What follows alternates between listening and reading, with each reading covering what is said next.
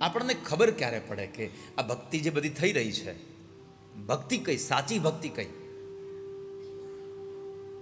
તમારામાં ભક્તિનો પ્રાદુર્ભાવ થયો છે, તમારામાં ખરેખર સાચી ભક્તિ છે, એ તમને ક્યારે ખબર પડે? કપાળમાં તિલક રોજ કર્યા વગરના ઘરેથી નીકળવાની ત્યારે? રોજ તિલક કરવાથી એમ નહીં થઈ જવાય કે આપણે ભક્તવાળા થઈ ગયા, આપણે ભક્તિવાન થઈ ગયા છે.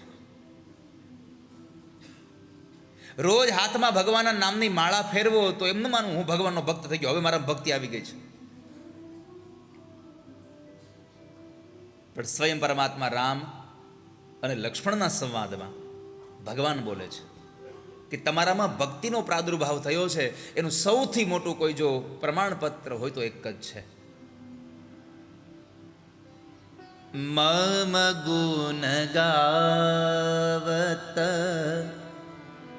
પુલક શરીરા.